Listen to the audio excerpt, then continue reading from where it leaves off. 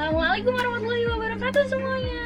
Selamat datang di kelas biologi Miss Diana.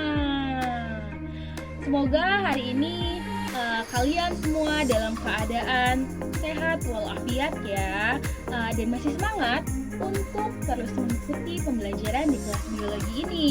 Nah, tema pembelajaran kita kali ini adalah sistem pencernaan makanan pada manusia. Manusia membutuhkan makanan untuk memperoleh energi atau tenaga. Nah, secara umum makanan akan diproses melalui 4 tahapan pada tubuh manusia. Yang pertama ada ingesti, yang kedua ada digesti, yang ketiga ada absorpsi, dan yang keempat adalah defekasi. Ingesti itu apa? Ingesti itu adalah proses memasukkan makanan ke dalam mulut. Nah, ini kita melakukan yang namanya proses ingesti.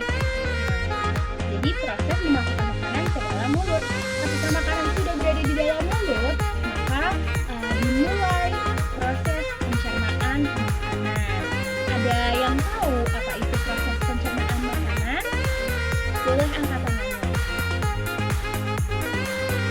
Oh iya, Zainab. Silakan Zainab. Nah, betul sekali. Bagus ya, apa yang sudah dijelaskan oleh Zainab itu sudah betul. Nah, secara umum proses pencernaan makanan pada manusia ini dibagi menjadi 2. Yang pertama, pencernaan secara mekanik, dan yang kedua adalah pencernaan secara kimiawi. Pencernaan secara mekanik adalah pengubahan makanan dari yang bentuknya besar atau kasar menjadi bentuk yang lebih kecil atau lebih halus. Terjadinya di mulut dan juga di lambung. Dan yang kedua adalah pencernaan mekanik. Pencernaan mekanik ini proses pengubahan makanan dari molekul yang kompleks menjadi molekul yang lebih sederhana. Nah, itu tuh dibantu sama enzim-enzim yang ada di organ-organ pencernaan. Oke, jadi sudah tahu ya, proses pencernaan pada manusia itu dibagi menjadi, iya betul, 2. Yang pertama, yang kedua. Nah, oke, selanjutnya adalah organ-organ yang berperan di dalam sistem pencernaan. Yang pertama dimulai dengan mulut.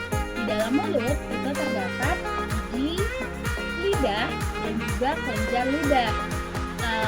Gigi dan lidah ini akan berperan dalam proses pencernaan secara mekanik dengan mengunyah dan mendorong makanan.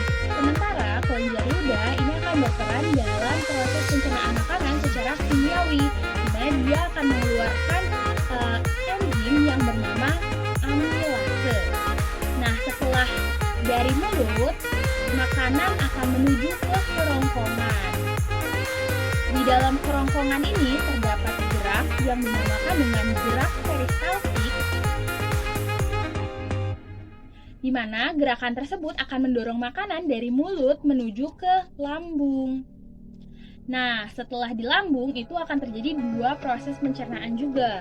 Yang pertama ada pencernaan secara kimiawi, dan yang kedua ada pencernaan secara mekanik. Pencernaan secara mekanik adalah ketika lambung meremas-remas makanan agar bercampur dengan mukus atau lendir yang ada di sekitar lambung, di mana lendir ini mengandung asam klorida dan enzim-enzim yang akan berguna dalam proses pencernaan makanan. Setelah dari lambung, makanan akan dibawa kemana ya? Betul, makanan akan dibawa ke usus halus. Di usus halus ini dibagi menjadi 3. Ada usus 12 jari atau duodenum, kemudian ada usus tengah atau jejunum, dan ketiga ada usus penyerapan atau ileum. Di duodenum, makanan akan dihantarkan menuju kantung empedu dan juga pankreas. Kantung empedu dan pankreas ini merupakan organ aksesori atau organ tambahan dari proses pencernaan makanan, dari organ pencernaan makanan. Bukan organ utama, tapi dia berperan penting juga karena mengandung enzim-enzim yang berguna untuk memecahkan molekul-molekul makanan. Kemudian setelah dari usus 12 jari, dia akan menuju, si makanan ini akan menuju ke jejunum atau usus tengah. Di jejunum ini akan diapakan? Di jejunum ini si makanan akan diproses atau akan dicerna untuk terakhir kalinya. Nah, setelah makanan melewati jejunum, kemudian makanan akan ke ileum atau usus penyerapan, di mana sari-sari makanan yang berguna oleh tubuh akan diserap, dihantarkan ke dalam darah itu dari villi yang ada di usus.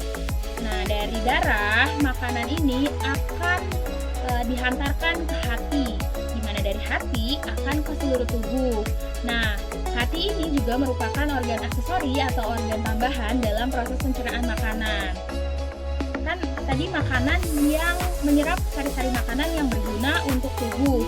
Berarti ada makanan yang tidak berguna untuk tubuh atau kita sebut dengan sisa. Nah, sisa ini akan dikemanakan? Sisa ini akan dihantarkan ke usus besar. Di usus besar, makanan akan mengalami pembusukan dan juga diairi begitu. Pembusukan ini dibantu oleh bakteri yang bernama Escherichia coli atau yang lebih dikenal dengan bakteri E. coli. Setelah itu sisa ini akan berubah menjadi feses. Nah, feses ini akan ditampung oleh penampungan sementara yang bernama rektum. Ketika rektum sudah penuh, maka dia akan berkontraksi. Kemudian feses dikeluarkan melalui anus atau yang disebut dengan defekasi. Nah, itu adalah serangkaian proses pencernaan. Nah, sebelum menutup pembelajaran kali ini, saksikan dulu ya video berikut ini. In digestion, food is changed by the organs into a soluble form to be absorbed by the body. Food in the mouth is mixed with saliva. Saliva begins to dissolve the food as the teeth grind and cut it. Food is forced back into the throat, pharynx, by the tongue. Food in the pharynx stimulates the swallowing reflex. The larynx is pulled upward to meet the epiglottis and seal off the trachea. Food goes from the pharynx to the esophagus. Food moves down the esophagus by peristalsis. The peristaltic wave reaches the esophageal sphincter and food enters the stomach. The unique muscular structure of the stomach breaks up the food into small pieces called chyme. Chyme exits through the pyloric sphincter into the duodenum of the small intestine. The major portion of absorption and digestion occurs in the small intestine. The mucosa secrete enzymes that supplement the digestive enzymes of the pancreas and liver. This completes the chemical process of digestion. The walls are covered with villi where nutrient absorption takes place. The structure of each villus contains a capillary and lacteal to pick up the digested nutrients. The nutrients are now transported by the blood to all the cells of the body. The undigested food reaches the ileocecal valve and enters the large intestine or colon. The colon absorbs water, manufactures vitamins, produces mucus, and forms and expels feces. Mass peristalsis pushes the feces into the rectum, which stimulates the defecation reflex.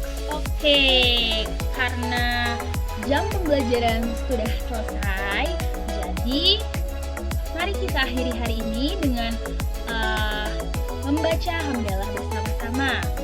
Alhamdulillahirrahmanirrahim. Terima kasih sudah antusias dengan pembelajaran biologi kali ini. Sampai jumpa di pertemuan selanjutnya. Wassalamualaikum warahmatullahi wabarakatuh.